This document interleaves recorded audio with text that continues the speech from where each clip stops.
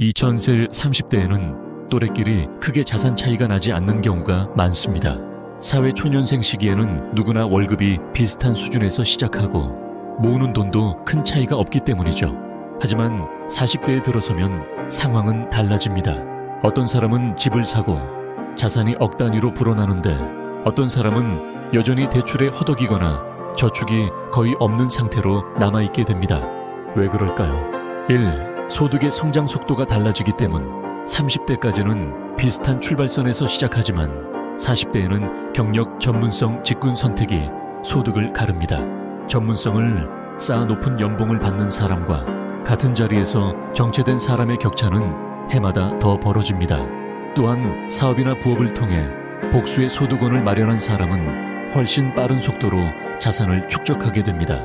뒤에 부채 관리와 주거 선택의 차이. 40대 자산 격차의 가장 큰 원인 중 하나는 부동산입니다. 집을 일찍 마련해 대출을 갚아가던 사람은 40대에 들어 자산이 불어나기 시작합니다. 반대로 집을 미루거나 대출을 무리하게 받아 유지하지 못한 경우는 자산 축적이 지연됩니다. 특히 부채를 어떻게 관리했는지가 40대 이후 자산 성장에 큰 영향을 줍니다. 빚을 줄이며 자산으로 전환한 사람, 멜소스 이제 눌려 저축을 못한 사람의 격차는 시간이 지날수록 커집니다. 3. 투자의 유무가 복리 효과를 만든다.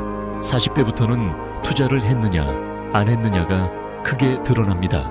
2000세 30대에 꾸준히 적금 펀드, 주식, 연금 등에 투자한 사람은 복리 효과를 누리며 자산이 기하급수적으로 불어납니다. 반대로 나중에 해야지 하며 미룬 사람은 40대에도 여전히 원금 수준에 머무르게 됩니다. 복리는 시간이 친구입니다. 같은 1천만 원이라도 10년 굴린 돈과 지금 막 시작한 돈은 완전히 다른 규모로 성장합니다. 4. 소비 습관과 라이프 스타일.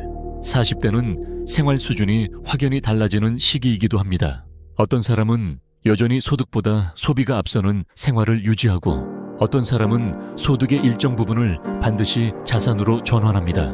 자동차, 명품, 여행 같은 소비는 순간의 만족을 주지만 시간이 지나면 남는 것은 거의 없습니다. 반면 그 시기에 꾸준히 저축 투자를 이어간 사람은 자산을 눈덩이처럼 불려갑니다. 뇌, 인생 이벤트의 타이밍. 40대에는 결혼, 출산, 교육비, 내 집 마련, 부모 부양 등 인생의 큰 이벤트가 한꺼번에 몰려옵니다.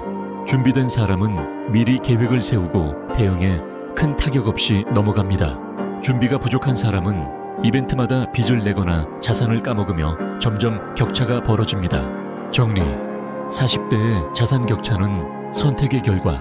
40대는 단순히 나이가 들었다고 격차가 생기는 시기가 아닙니다. 2000세 30대 때의 소득 성장 전략, 부채 관리, 투자 습관, 소비 습관, 인생 설계가 쌓여 40대의 눈에 보이는 차이로 나타나는 것이죠. 즉, 지금의 작은 선택이 5년, 10년 뒤 자산 격차를 만들어냅니다. 아직 늦지 않았습니다.